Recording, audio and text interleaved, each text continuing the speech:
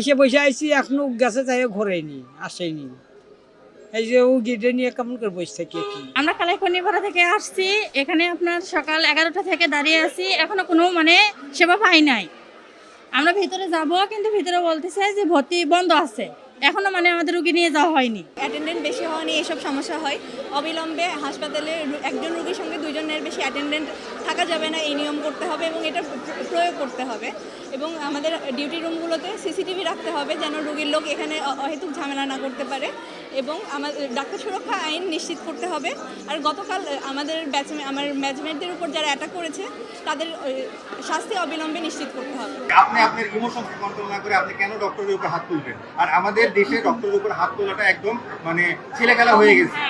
আমাদের যে একটা আপনি চিন্তা করেন যে অন্য কোনো বিসিএস ক্যাডারের উপর কখনো কেউ কি হাত তোলার উপর করতে পারে, যে কোনো সাহস করতে পারে? কখনো পারে না। কিন্তু শুধুমাত্র এই একটা মাত্র প্রফেশন যেখানে বিসিএস ক্যাডারে হওয়ার পরেও কন্টিনিউয়াসলি সারা বাংলাদেশে কালার এক্সপার্ট ডার্ক স্যাপ এবং মাইল্ড অন হ্যান্ডস টেকনোলজি সমৃদ্ধ অরিক্স অ্যাডভান্স ডিটারজেন্ট পাউডার আপনার লন্ড্রি এক্সপার্ট।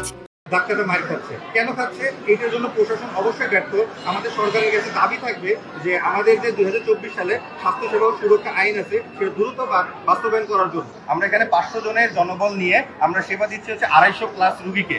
এখানে 2500 রুগীকে আমরা সেবা দিচ্ছি। এখানে অবশ্যই একটা ম্যান পাওয়ারের ঘাটতি আছে। আমাদের দেখা যাচ্ছে আমাদের ডক্টর সর্বোচ্চ রুগী দেখতে পারবে 50টা ওয়ার্ডে, তাকে যখন 250 রুগী দেখা লাগতেছে সে অবশ্যই সময় দিতে পারবে না।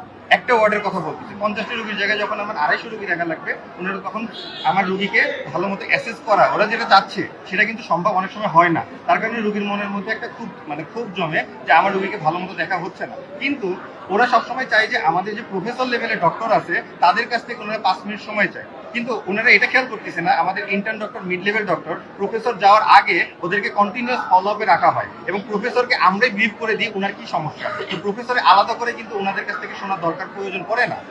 এই যে অসামঞ্জস্যতা, রুগীর এত চাপ, এই চাপটা সামাল দিতে গিয়ে আমাদের প্রশাসনের হিমশিম খাচ্ছে, একই সাথে আমার হিমশিম খাচ্ছে।